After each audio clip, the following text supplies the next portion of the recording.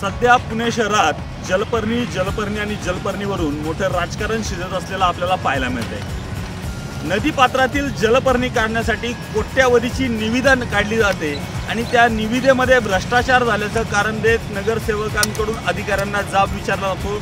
या जाब आणि जबाबाचं प्रत्यंतर हाणामारीपर्यंत जातं, पोलिसांपर्यंत जातं। मात्र या सर्व गोष्टींना फाटा देत आज पुण्यातून आपली वाहणारी जीवदायिनी मुठा नदी ही जलपर्णी मुक्त असल्याचं कोणाच्याही तितकंसं लक्ष देत नाही।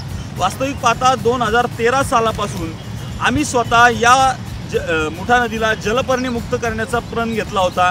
कोणालाही कोणतंही न सांगता कोणतीही पब्लिसिटी न करता ही मुठा नदी जलपर्णी मुक्त कसं होईल याच्याकरता आम्ही तेव्हा 2013 साली वारंवार बातम्या प्रसिद्ध केला आणि त्या बातम्यांच्या माध्यमातून ही मुठा जलपर्णी मुक्त कसं होईल याच्यासाठी प्रयत्न केला। त्यावेळी वारजेकरनगर क्षेत्रीय कार्यालयाचे मुकादम बाळासाहेब जांभळे असतील आणि त्यांची टीम असेल यांच्याशी वारंवार वार्तालाप करून ही मुठा नदी जलपर्णी मुक्त करण्याचा आम्ही प्रयत्न केला। आज आपल्यासोबत बाळासाहेब जांभळे आणि त्यांची पूर्ण टीम आपल्यासोबत आहे। वारजे भागात आपण आत्ता आहोत। खडकवासला नदी धरणातून पाणी सोडल्यानंतर शिवणे, उत्तमनगर, वारजे या भागातून मुठा नदी पूर्ण पुणे शहरामध्ये प्रवाहित होत असते।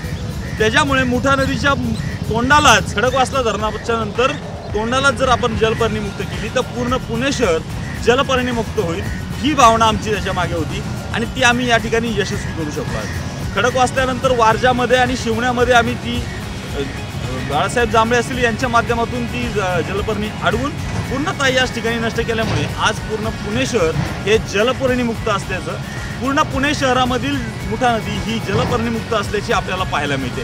आपण बातचीत करूयात वारजेकरनगर क्षेत्रीय कार्यालयाचे मुकादम बाळासाहेब जांभळे आणि त्यांच्या टीमबरोबर। त्यांनी 2013 पासून ही नदी जलपर्णी मुक्त ठेवण्यासाठी प्रयत्न केले। त्यांनी त्यांच्या टीमने आठवड्याला दर शनिवारी असं यांनी काम करून ही नदी जलपर्णी मुक्त ठेवण्याचा प्रयत्न केला। काय केलं त्यांनी काम आणि कशा पद्धतीने 2013 पासून आज 6 वर्ष झाली जलपर्णी मुक्त नदी मुठा नदी ठेवलेली त्यांनी, त्यांच्याकडूनच जाणून घेऊया आपण। आपल्याबरोबर आहेत बाळासाहेब जांभळे। तुम्ही कशा पद्धतीनं म्हणजे हे आज जी जलपर्णी मुक्त जी नदी दिसते काय त्याच्या मागे परिश्रम घेतले, काय यंत्रणा तुम्ही वापरली? 2013च्या अगोदर जी परिस्थिती होती ती काम 2 महिने लेट व्हायचं चालू, तर ते नंतर बातम्या लागायला सुरुवात झाली। बातम्या लागायला सुरुवात झाल्यावर 2 महिने आम्ही अगोदर काम सुरू केलं की ज्या वेळेला उत्पत्ती जलपर्णीची सुरू होती त्याच वेळेला ती नष्ट करण्याचं काम सुरू केलं। त्याच्यामुळं आज नदी जलपर्णी मुक्त आहे। जलपर्णीची उत्पत्ती होते केव्हा, म्हणजे कोणता महिना असतो? डिसेंबर महिन्यात जलपर्णीची उत्पत्ती सुरू होते।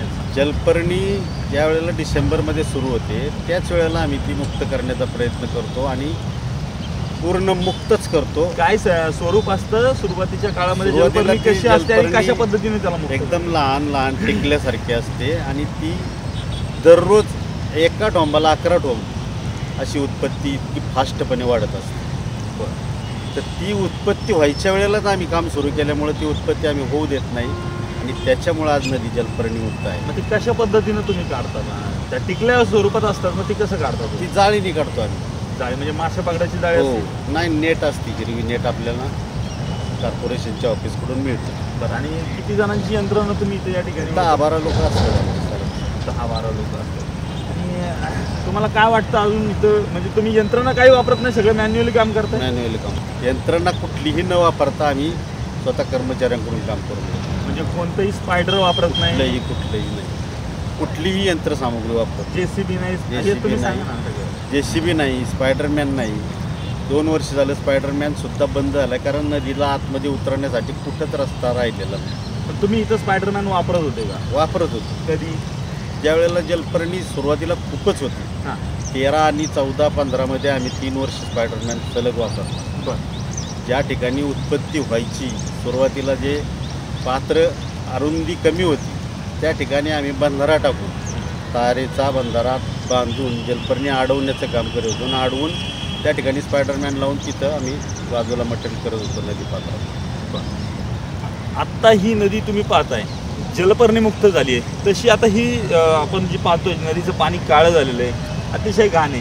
त्याच्याबद्दल तुम्ही काय उपाययोजना केल्या पाहिजेत? तुम्ही प्रशासनाला काही कळवलेलं आहे का, किंवा काय नेमकं केलं पाहिजे? नागरिकांकडून देखील तुमच्या काही अपेक्षा आहेत का? स्वतः आरोग्य प्रमुखांनी पाहणी केली, पूर्ण नदी पायी फिरून की हे लाईनीचं ड्रेनेजचं याचं पाणी आहे ना सगळं बंद करण्यात यावं.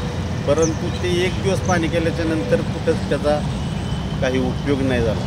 त्याचा सतत पाठपुरावा करण्यात आला असता तर ते पाणी थांबलं असतं आणि हे पाणी काळं झालं नसतं. कधी आरोग्य प्रमुखांनी भेट घेतली होती किंवा पाहणी केली होती? 16ला म्हणजे एस.टी. परदेशी जेव्हा होते त्यावेळेला स्वतः वैशाली ताई जाधव मॅडम ह्या स्वतः पायी फिरून सगळी पाहणी करून गेल्या.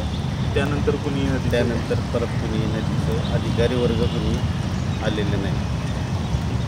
कर्मचारी म्हणून तुम्हाला काय सांगायचं आहे का, की काय नागरिकांकडून तुम्हाला अपेक्षा आहे त्या नदीबद्दल? तुम्हाला काम करताना काही समस्या येतात? नागरिकांना एकच अपेक्षा आम्हाला आहे की जे प्लॅस्टिकची कागद वगैरे ना पाण्यामध्ये टाकतात, बाटल्या असतात, त्यामुळे आमच्या कर्मचाऱ्यांचे पाय कापतात. तर शक्यतो नागरिकांनी कचरा हा वेगळं बाहेर टाकावा, नदीमध्ये नाही टाकावा. याबाबत आपल्याला काय वाटते व्यक्त व्हा खालील कमेंट बॉक्समध्ये. बातमी आवडली असल्यास लाईक आणि शेअर करा. आमच्या अशाच महत्त्वाच्या बातम्या सर्वात अगोदर पाहण्यासाठी आमचे यूट्यूब चॅनल सबस्क्राईब करा. बेल बटन दाबायला विसरू नका.